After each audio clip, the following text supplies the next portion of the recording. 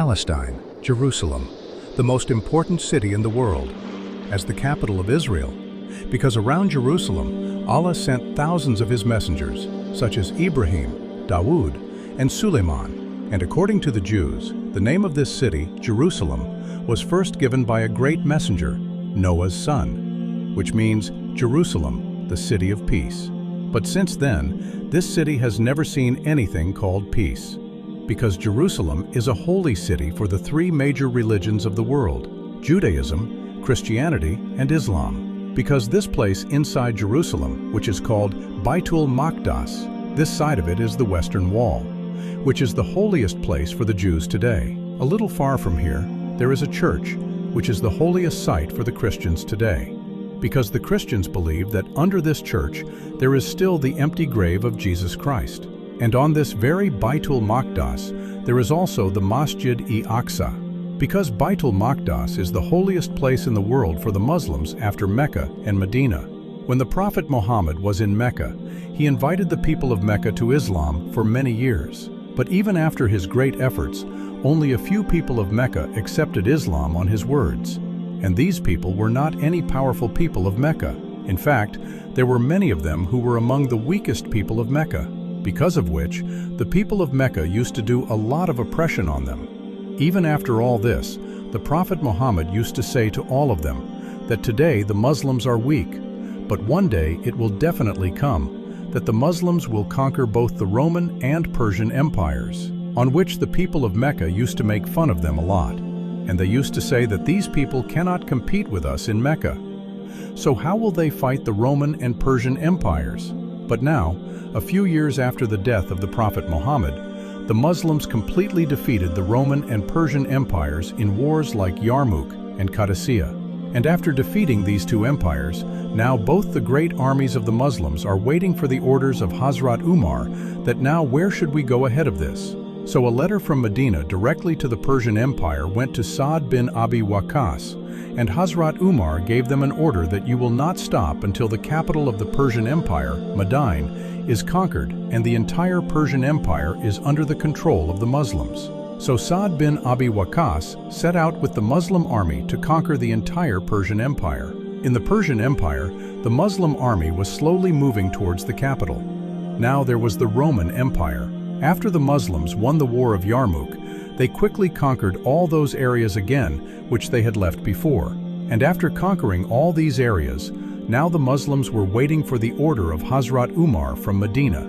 So immediately a letter arrived from Medina for Hazrat Abu Ubaidah that with the full strength of the Muslims, go to the holiest city of the Roman Empire, the city of the prophets, Jerusalem, and bring it under the control of Khilafat. So Abu Ubaidah set out from Syria to Jerusalem with the full strength of the Muslims.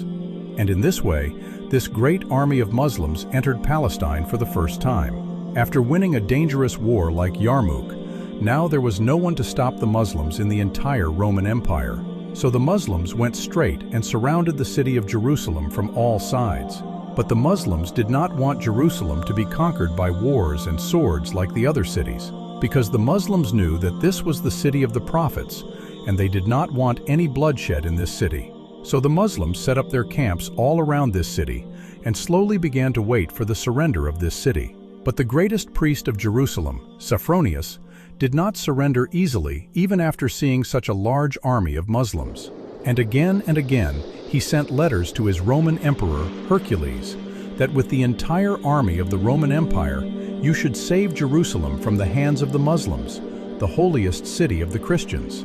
But for the next 4 months, even after Sophronius's great efforts, no general from the entire Roman Empire came to his aid, because in the field of Yarmouk, Khalid bin Walid broke the back of the Romans in such a way that now they could never raise their heads in front of the Muslims. After the last 4 months, Sophronius's courage broke down, and he sent a letter to the Muslim army chief Abu Ubaidah from Jerusalem to surrender. But in this letter, he wrote a very strange demand that I will hand over this city to the Muslims on one condition, that the caliph of this Islamic empire, Umar bin Khattab, himself come and meet me. But why? Instead of Khalid bin Walid, Abu Ubaidah and all the other generals, why did Sophronius want to surrender in front of Umar? because Sophronius knew very well about the history of Jerusalem, and he knew that for thousands of years, whenever a king conquered this city, he destroyed everything here. The story of Jerusalem and Palestine starts long before this, and this story is so interesting that the Bible and the Quran have repeatedly narrated the history of Palestine in this area more than in the rest of the world. The story of Palestine begins with Abraham. When Abraham was born in the city of Ur, Iraq, which was the largest city in the world at that time, and some of the big buildings of that city are still present in the world today. Abraham grew up in this city, and when he grew up, he rebelled against the religion of this city, and he told all the people there to leave their God and come to one God.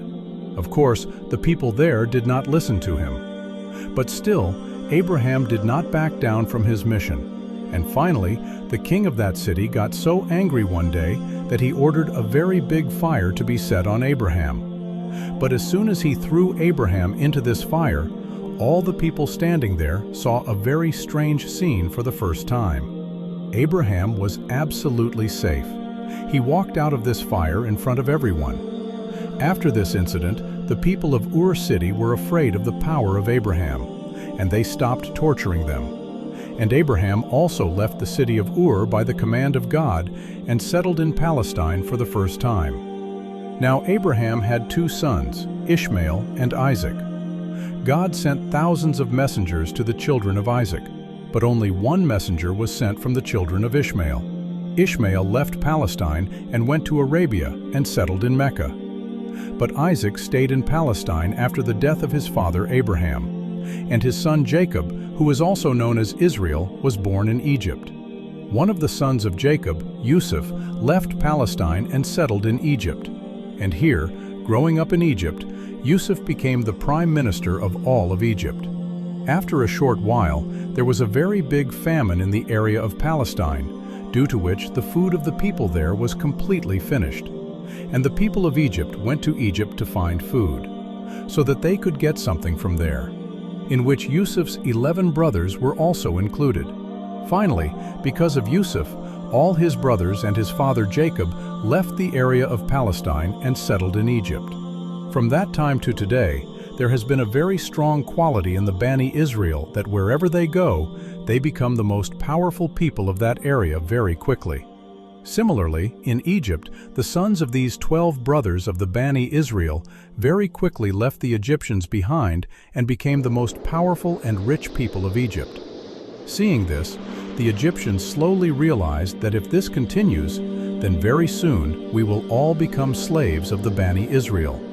So finally, a powerful pharaoh of Egypt decided that before we Egyptians become slaves of these Bani Israel, we make them our slaves.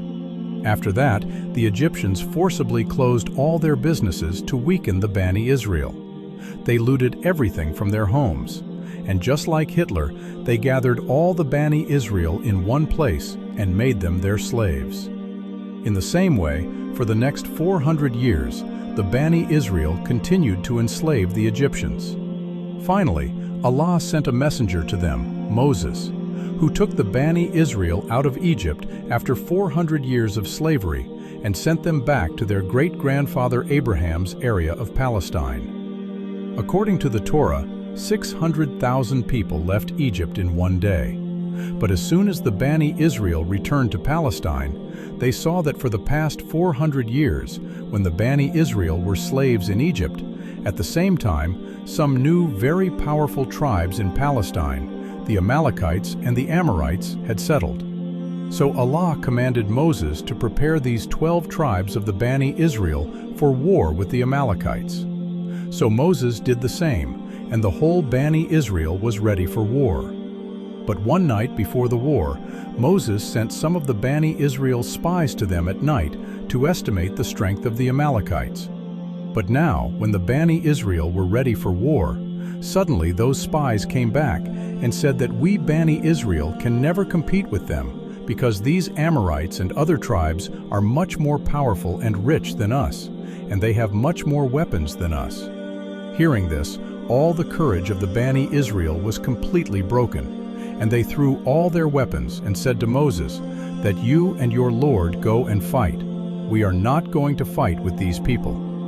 Allah was very angry with them for this act of the Bani Israel, and He said to Moses in the Torah that I showed so many signs to the Bani Israel, but after all this, they refused to fight for me. So now all of you Bani Israel will live in this desert for the next 40 years, and each and every one of you will die in this desert.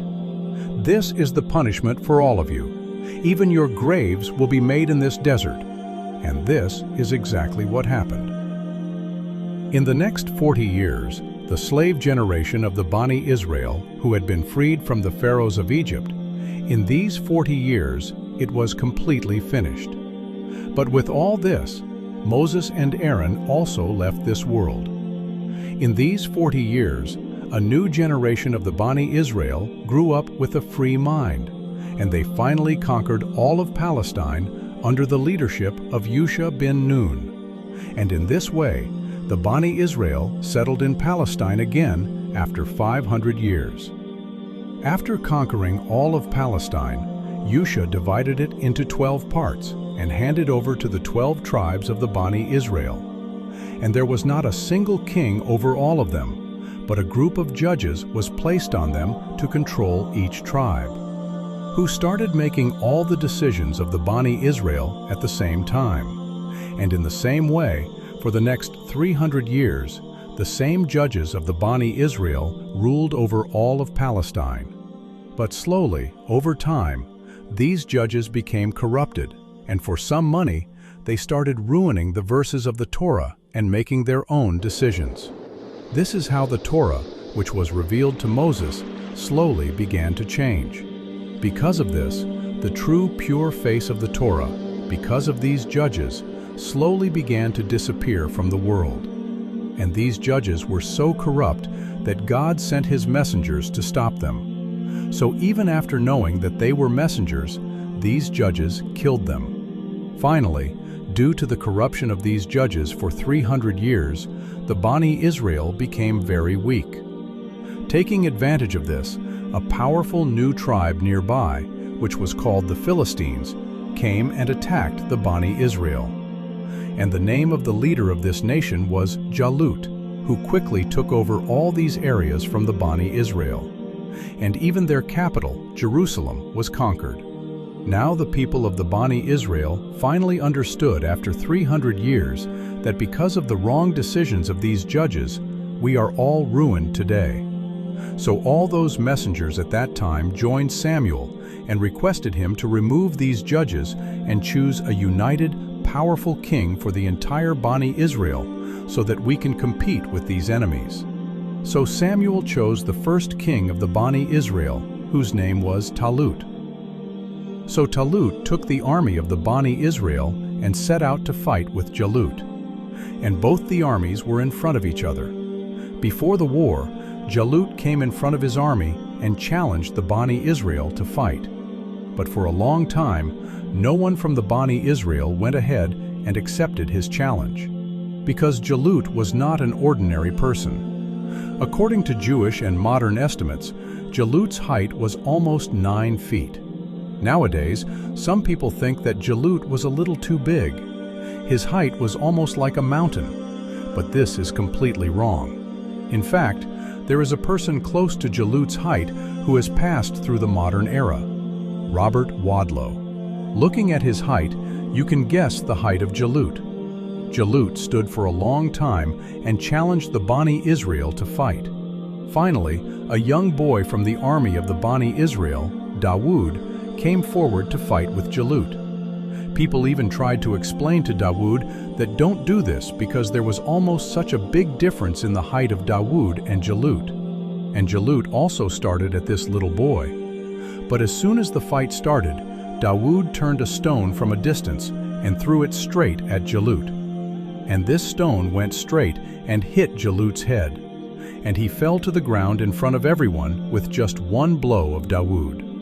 Seeing his leader fall so easily, the morale of his entire army was completely down. Seeing this, Jalut ordered the Bani Israel to attack, and in a short while, the entire army of Jalut left the war and ran away. Seeing the bravery of Dawood in the war, he became famous as a warrior in the entire Bani Israel. And after Jalut, Dawood became the king of all of Palestine. Dawood was the most powerful king of Palestine. But after his death, Allah gave such a king to his son, Suleiman, which no one in the whole world got after him. And then Allah gave control to Suleiman over the winds, birds, jinn, everything. And using this power, he built a very big mosque in his capital, Jerusalem, which is now called the Temple of Solomon. This temple was one of the largest buildings in the world at that time. And it is said that this was not only a place of worship, but it was also the parliament of the Bani Israel, from where Suleiman used to run his entire empire. After the death of Suleiman, the Bani Israel made their son Rehoboam, the new king of all of Palestine. But Rehoboam was not a wise king like his father Suleiman, which led to rebellions throughout Palestine against him. And in this way, the great empire of Suleiman was divided into two parts. On one side of this division, 10 tribes of the Bani Israel were settled, and on the other side, only 2 tribes remained. And they all started fighting each other, which again made the Bani Israel so weak that another nation attacked these 10 tribes of the Bani Israel. And these 10 tribes of the Bani Israel were removed from Palestine forever. According to Jewish scholars, these 10 tribes left Palestine and went to the east and settled there. Today, many historians believe that these 10 tribes are not anyone else but the Pathan Pakhtun tribes of Afghanistan and Pakistan. Now, there were only 2 tribes left in Palestine, and one of them was a big tribe, the Jewish tribe. And because of this tribe, their name slowly changed from Bani Israel to Jews.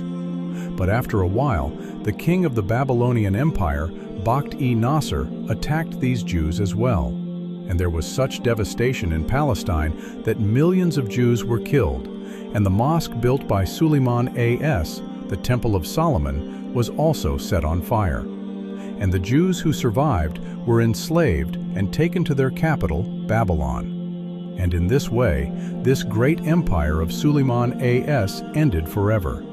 And in this way, the Jews once again, just like the Pharaoh, for the next 50 years, became slaves of another king. But after 50 years, Allah sent a man to save the Jews again, Cyrus the Great, who was the first great king of the Persian Empire in Iran at that time. He took his entire army and attacked the Babylonian Empire, and he killed them. And he took the Jews out of slavery and sent them back to Palestine and Jerusalem. And he also gave them money to go and rebuild that temple of Suleiman A.S. Today, there are many Muslim scholars who consider Cyrus the Great as Zulkarnain, which we will explain later, so subscribe. With the help of Cyrus the Great, the Jews once again settled in the area of Palestine. And after coming back to Palestine, the Jews first rebuilt the Temple of Solomon A.S. at the same place where it was built before. This temple is not present in the world today, but one wall of this temple, the western wall, is still present there. And this wall is just as important for the Jews as the Kaaba is for the Muslims. After this, for the next 500 years, the Jews continued to live in Palestine. But 500 years later, a new superpower had been created in the world, the Great Roman Empire. Those who came and took back Palestine from the hands of the Jews and made it a small province of their great empire. Now, when all the Jews were living their lives under the Roman Empire, Allah sent a great prophet to them, Jesus A.S. At that time, the Jews had become so corrupt that they did not even listen to the messengers sent by Allah. Rather, before that, they had killed Zechariah and Yahya A.S. Jesus A.S. tried a lot to explain to the Jews, but only a few people. The rest of the Jews did not listen to Jesus A.S. and called him a false prophet. And all the Jews, together with the Roman Empire, conspired to kill Jesus A.S. And as they were all going to kill Jesus A.S. together, Allah saved them at the last moment. And instead of Jesus A.S., they killed another man on the cross. Now, Jesus A.S. has left the world, but slowly the wars between the Jews and the Romans began. After Jesus A.S., Allah never forgave the Jews, because after Jesus A.S., no other prophet was sent to the Jews. And by conspiring against Jesus A.S., Allah took such revenge from the Jews that after a short while of their death, the Romans and the Jews started fighting.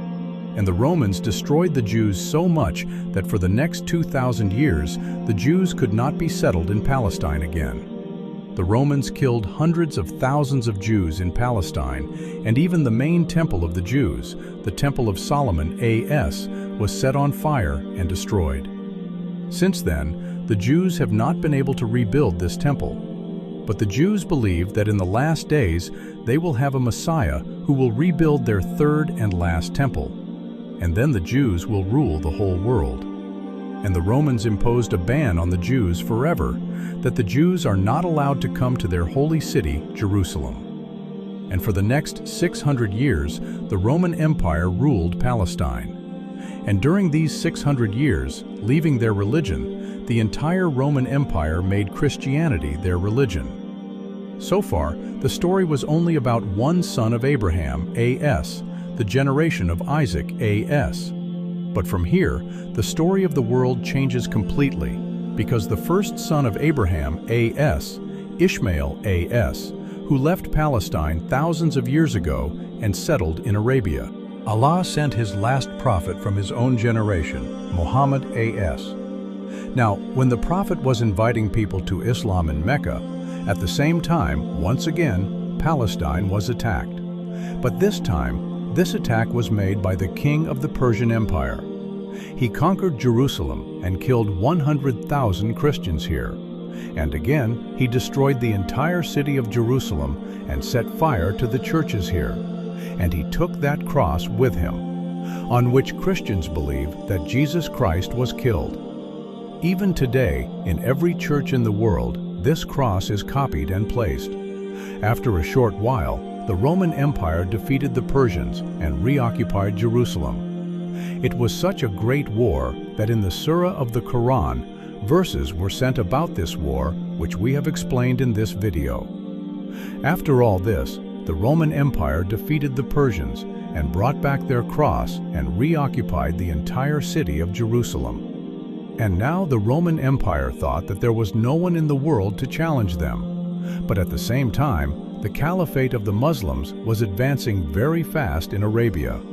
And the Caliphate of the Muslims had become so strong that in a few years, the Caliphate of Hazrat Umar A.S. once again surrounded Jerusalem from all sides. Now, the leader of Jerusalem, Sophronius, knew the history of this city very well. And he knew that before this, whoever conquered this city, he destroyed everything in this city. So now Sophronius was afraid that now the Muslims should not do the same to this city as the rest had done before. Sophronius kept sending letters to his king Hercules from Jerusalem that he should come and help him. But after 4 months, no one came to help him. So he had no choice but to surrender this city. But before surrendering, he made a very strange demand that no one had made before.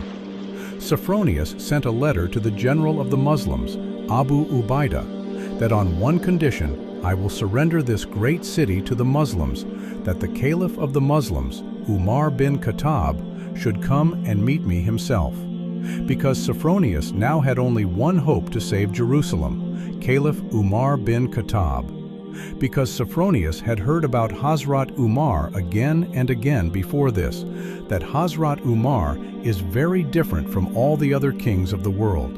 In fact, he does not even like to call himself a king. And even after being the most powerful man in the world, he lives like an ordinary person. These are the stories of simplicity of Hazrat Umar.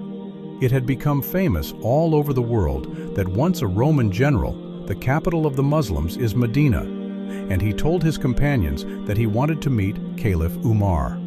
The general thought that Hazrat Umar must be living in a very big palace, that such a great Caliph of the Muslims, whom the whole world worships, is resting under a tree with his head on a stone. Sophronius knew very well about this simplicity of Hazrat Umar, and he knew that only Hazrat Umar could save Jerusalem from destruction. So Abu Ubaidah forcibly sent a letter to Hazrat Umar that without any bloodshed, only you can conquer Jerusalem now.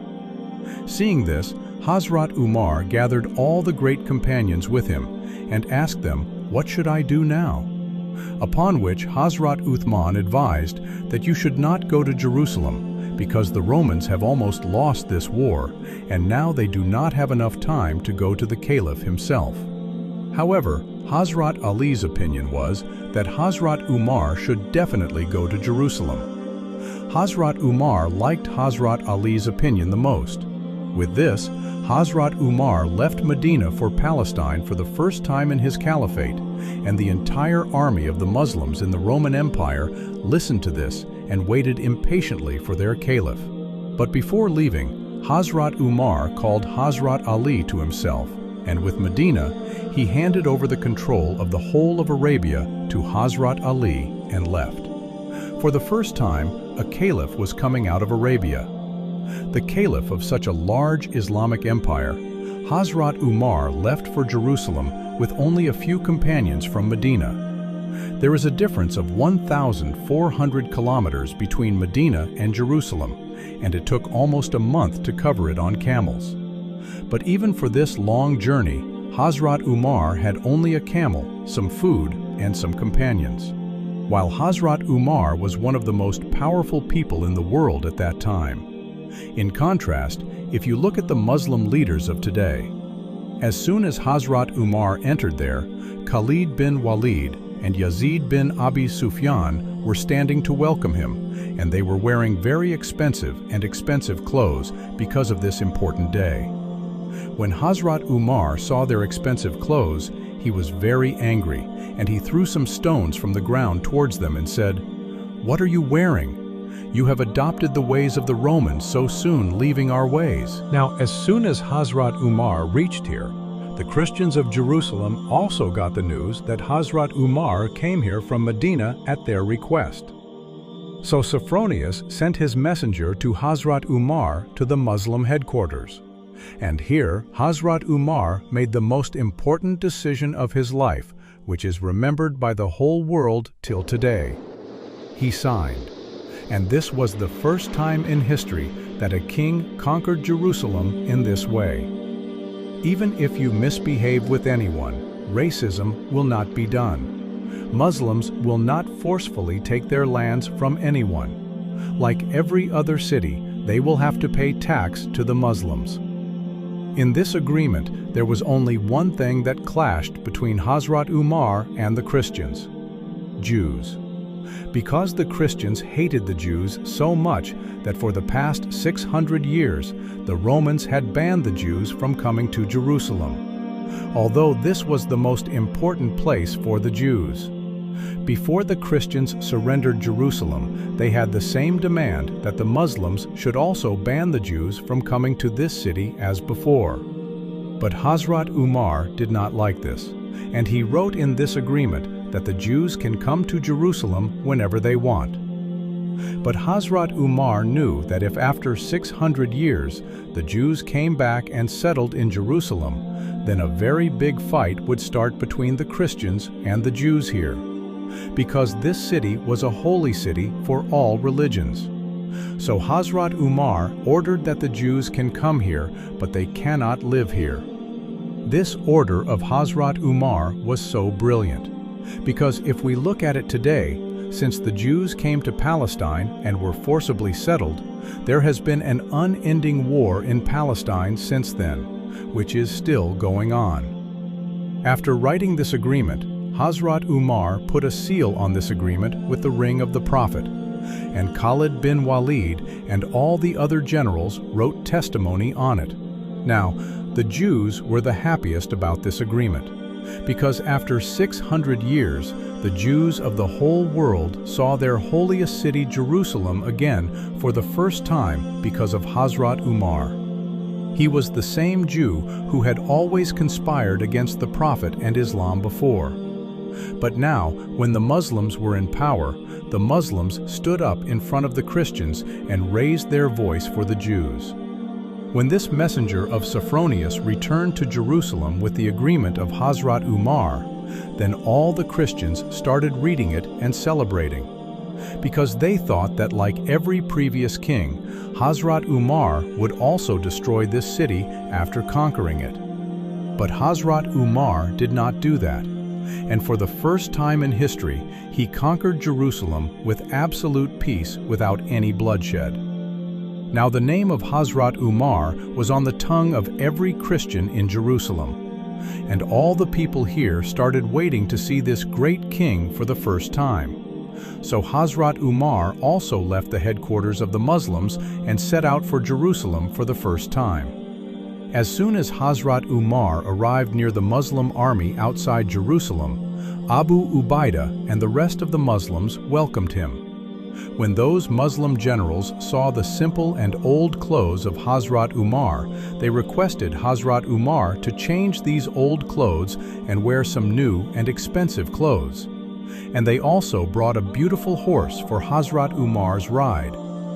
But Hazrat Umar told them that no, there was a time when we were one of the weakest and most backward people in the world.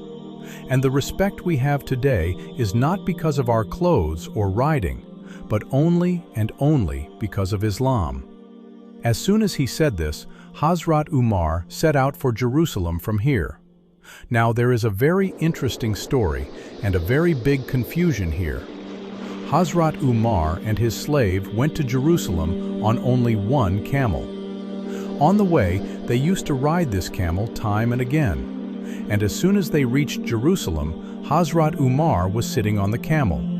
We have heard this story again and again since childhood, but this is a completely unauthentic story which is not found in any big book of Islamic history. And this story is not logical either, because the Muslim army, which had surrounded Jerusalem from all sides, there was not much distance between them and the gate of Jerusalem, for which the camel should be changed again and again. In addition to this, thousands of camels were present in the Muslim army at that time. Some of them could have been used. And again, this story is not written in any authentic Islamic book. Looking at all these things, it seems that this story was made by the people who came later.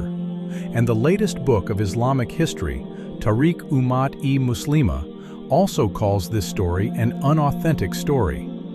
But you don't need to listen to me. Go and do your own research. And don't ask ChatGPT, he told you wrong. Do your own research. Hazrat Umar directly entered Jerusalem, and I was very impressed by the simplicity of all the people there. The leader of the Christians in Jerusalem, Sophronius, took Hazrat Umar straight to the church, which is the holiest place for Christians to date. When Hazrat Umar was in the church, it was time for prayer. Sophronius requested Hazrat Umar to pray in the church itself, but Hazrat Umar did not pray there, and said that if I pray here, then the Muslims will definitely convert this church into a mosque one day. And Hazrat Umar did not want Muslims to change this holy place of Christians. And Hazrat Umar was absolutely right, because today a mosque named after Umar bin Khattab was built near this church. Hazrat Umar went straight to Baitul Maqdis from here, and saw that the Romans had made Baitul Maqdis a pile of filth due to the hatred of the Jews. So Hazrat Umar started cleaning Baitul Maqdis with his own hands, along with the rest of the companions. Hazrat Umar called a meeting of the companions here after the complete cleaning of Baitul Maqdis, that where should we build a mosque here? So Ka'b advised, who was a Jew before bringing Islam, that we should build a mosque behind this stone of Baitul Maqdis, so that we can pray in front of both Baitul Maqdis and Kaaba. But Hazrat Umar was very angry about this, and he said to Ka'b that you have not yet developed the habits of the Jews. After that, Hazrat Umar ordered that the mosque should be built in front of this stone of Baitul Maqdis, whose face is towards the Kaaba, and the back is towards this stone of the Jews. Because now the Qibla of the world has changed, and from here the foundation of Masjid Al-Aqsa was laid for the first time. And till today, whenever Muslims pray in Masjid Al-Aqsa, this stone of Baitul Maqdis and this building on top of it is behind their backs. By the order of Hazrat Umar, the Muslims built a small wooden mosque here, and after building the mosque, Hazrat Umar requested Hazrat Bilal, who had settled here in Syria after the death of the Prophet. And Hazrat Bilal had promised that after the death of the Prophet, he would never call azan again. But now, it was such a great day, and it was also the order of Caliph Umar. So Hazrat Bilal came forward, and for the first time he stood on Baitul Maqdis and started to call azan. All the companions present there began to cry after hearing the call of Hazrat Bilal, because this same Bilal used to call azan in Medina during the time of the Prophet. This was the time when the Muslims had nothing. Even for many days, they did not have anything to eat or drink. But even after all this, the Prophet used to say to the Muslims that one day it will surely come that the Muslims will defeat the Roman and Persian empires. They will even conquer Jerusalem. And today, the Muslims had become the superpowers of the world by defeating these two empires. And the same Bilal was calling azan again. From that day till today, for the past 1400 years, azan is called every day in Baitul Maqdis. And in this way, this great city, the city of prophets, conquered Jerusalem without any bloodshed by Hazrat Umar. But the Prophet had already told about the conquest of Jerusalem. But along with this, the Prophet had also said another very shocking thing, that one day during the Battle of Tabuk, the Prophet was sitting in his cabin. So he said to a companion sitting next to him that listen to some signs of the day of judgment from me, my death, the conquest of Jerusalem, and after this conquest, a disease that will kill you Muslims in great numbers. And after conquering Jerusalem, exactly the same thing happened. This disease took the lives of thousands of Muslims, and the great generals of the Muslims, Abu Ubaidah, Yazid, and Ma'az bin Jabal were martyred, and along with them, the greatest generals of the history of the world, Ghalib bin Walid, also passed away due to injuries on his body. After the death of all these great generals, some new people got a chance to come forward and become leaders. One of them was Muawiyah bin Abi Sufyan. Subscribe.